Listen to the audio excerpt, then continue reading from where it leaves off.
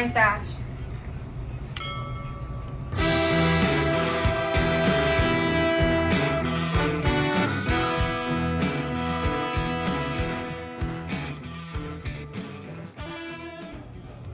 Alright, what is going on, everybody? You are here with Christian the Rugged Man Jackson. We got Darren the Destroyer and my man Miguel from Crowned Heads. He's going to do a little bit of an explanation for us because I myself, being new to cigars, I'm figuring out brands, I'm learning stuff, and you gave me a little info on the Crowned Heads, which I really appreciated. Actually, I ended up buying a couple. I didn't know if you want to help us out with kind of explaining some of these. We'll start off with this guy. So Crowned Heads Cigars, based out of Nashville, Tennessee. Predominantly our cigars are Nicaraguan cigars. So the tobacco used in most of the blends are Nicaraguan. So this cigar you have here is called the CHC Series E. E stands for eruption.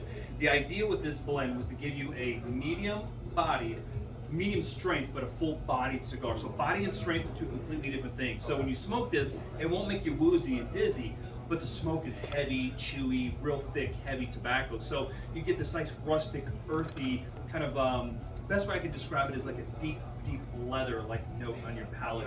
And that's what I think people really love about this cigar is it's a fuller-bodied cigar, but it's not going to make you it's a big-bodied cigar. Nice. So you were saying you guys are working with a lot of, yeah, man. We work. So this factory is Tobacco de Pichardo. They're based out of Nicaragua. They're one of the newer faces on. And new, when I say newer, they've been around 15 years or so. Right. And they're a smaller factory that were really producing cigars for overseas. And Crowned Heads kind of brought them into the know in the United States. So they make a lot of cigars for us, and that's one of the cigars they make for us. Excellent. All right, well, let's go through. Let's see. Oh, this guy. So Coalicion, the Coalicion. This is a cigar that's made for us by Drew Estate. It's blended by their master blender, Willie Herrera. And Drew is really known for making some incredible blends. And this, what makes this special is has the wrapper Connecticut Broadleaf, which they famously use on their Liga Privada. And so this blend is a very nice, earthy, rustic, has a little bit of Dominican, but predominantly Nicaraguan filler. The wrapper is that beautiful, beautiful, toothy Connecticut Broadleaf, very rich, thick, heavy smoke. It just really kind of encapsulates your palate with this beautiful Connecticut broadleaf Maduro flavor, and it's just a beautiful cigar. Can we get it up blend. close? Now this really one, quick? this one I'm excited for because the way you were describing this, like this is one of your heavy hitters, right? Yeah. All right, and then who was it that made this one? All right, so this Lamperiosa is a cigar that we put out in 2015. It does very, very well to this day. It's made for us by Don Pepin Garcia, the entire Garcia family at My Father's Cigar Factory. Obviously, they're very famous. They've had numerous #1 cigars of the year. They're very, very well known. They produce a cigar for us. It's got an Ecuador Oscuro wrapper, Nicaraguan filler binder. It is full-bodied, full strength, heavy hitting, just a nice, robust. You get almost, when you smoke this cigar, you get a black, like almost like a fresh cracked black pepper flavor on your palate. So if you like a good stout cigar, Lamperiosa is a great choice. I'm looking forward to that. You looking forward to that? That's probably going to be my favorite. I can tell. Speaks his name. Yeah, Okay, yeah. I like that. This one I was excited for too. With the flavors you were describing about this guy. Go ahead and give So this is our #1 seller. It's called Mil Diaz. Came out a couple of years ago. Made for us by Pichardo down in a Nicaraguan factory. The idea with this blend is very unique. So we have this tobacco that only a few people are using. It's called Pero de Oro, which means golden hairs. And this particular tobacco strain produces very small plants. And so it doesn't yield a lot of tobacco, so it's not grown by a lot of people. This particular Pero de Oro is being grown in Peru for us, and it has this caramel, kind of burnt sugar kind of flavor notes. So I'm going to have to get another one of those Yes, for my wife then. absolutely. That's what it sounds like. That would be right Now, up what's there. unique is also we're using Nicaraguan filler in here as well. Predominantly our cigars are Nicaraguan, right? And so to make sure you get that Nicaraguan body and you're picking up the Pero de Oro, you have to find a way to make sure you can pick up the lighter notes and the Nicaraguan doesn't overpower. So what we did was we used a leaf of Costa Rican, and this particular Costa Rican leaf that we're using is not, it's very neutral in flavor, but very salty. And so as you smoke it, you salivate more with salt. So it gives you more salivation, which allows you to pick up the beautiful notes of the Pero de Oro. So look, it's not flavored, there's no infusion, but the best way I can describe this is salted caramel. That's the best. And it's our baby. I mean, you know, if you're going to smoke a Crowned Heads, I tell everyone, if you've never smoked a Crowned Heads, pick up a Mil Diaz, and that will introduce you to our brand. And then I do got this one because we had the sale going. You know, buy 4, get 1 free, so I got to pick this one up as well. Juarez. That's what I'm smoking right now. Look at that. So Juarez, there's a song by the Man in Black.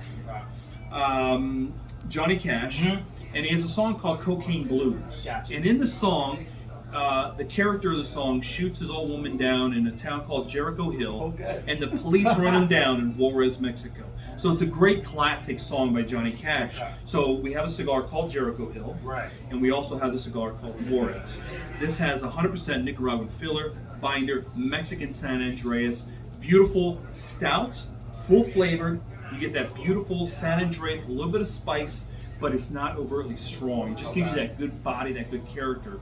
And that's what I'm smoking right now. So great cigar to smoke if you're having a big meal, or you're having some really nice scotch or a nice bourbon, or in my case a good rum. That's a cigar that kind of cuts through that, and you can really taste the notes of the Juarez. It's got that body that allows that to happen. Oh, that's outstanding. I'm looking forward to this. Now, this is gonna be an experience, man. And so I got one of the Juarez's. Hey, you recommended this. Yes. And it's everything you said it was. Thank you. So what I did was I went to Miguel and I told him that I liked the CAO Brasilia. This is what he recommended, and he nailed everything about it. I can't even explain to you how right on he was about how the cigar was going to taste. And I want to show you how much this guy knows what he's talking about. The CAO Brasilia. What did you recommend for me? So the CAO Brasilia, I smoked the Pichardo. I recommended the Pichardo Classico Maduro. So that's a box pressed Nicaraguan with a Brazilian wrapper. Now in Brazil, there's three main wrappers in Brazil. There's Mata Norte, Mata Fina, and Aripiraca. And Aripiraca is on the Brazilian, and that's what's also on the Pichardo Classico Maduro. It has a beautiful green gold band, and that Brazilian tobacco is so well known for just being very stout, very flavor forward. It's a very dominant flavor in a cigar, and so the people that love Brazilian tobacco, they love that taste of Brazilian wrapper. And so that Aripiraca is probably one of the most popular wrappers being grown in Brazil right now. Great flavor, great taste. So I'm glad you picked that. It pairs so well with the Nicaraguan tobacco. Now this is what I'm talking about. If I had this kind of knowledge, I know, man. That's what we're here for. It's great we're able to bring people in, and you're willing to sit here, share your experience and knowledge. Appreciate that. Cigars are something that are so unique, and it's such a thing that friends do. You meet new people all the time, and you smoke together. Tobacco is from the Americas. This is a native plant to North America, Central America, South America, the Caribbean. The indigenous Taino Indians of the Caribbean were smoking tobacco, and we keep the culture alive to this day, smoking cigars, promoting the culture. This culture is thousands of years old, and what we're doing right now is we're keeping it going for the next generation. Outstanding, man.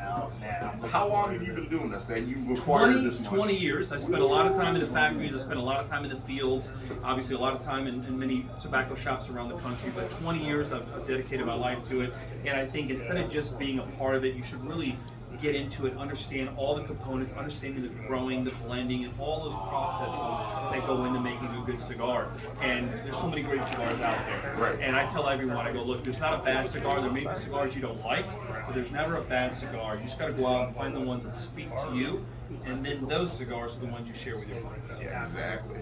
Now, just one last thing I want to touch on is I'm impressed by the masters that roll these cigars and come up with these blends. How many years would you say it takes somebody to be doing this, to know what the tobaccos are going to taste like when they blend the different things together? Well, there's always two ways to blend, right? You have some cigar factories, and there's some cigar brands that will say to a factory, hey, I want a cigar that tastes like this, that looks like this, and it kind of age like this. This is what I want. And then the master blenders in the factories will then create that blend and tweak it to your liking. The other way to do it is you go down yourself and you pick out all the different filler leaves, the Seco, the Viso, the Ligeros, and then you picking out the binder and the wrapper and you're tweaking it. So there's two ways, right? So if you're just having someone make it for you, you or I could have someone make us a cigar tomorrow. But if you want to be that master blender, I think, in my opinion, there's probably about 1,000 people that call themselves a master blender. There's probably only about 30 or 40 true master blenders in this industry. That.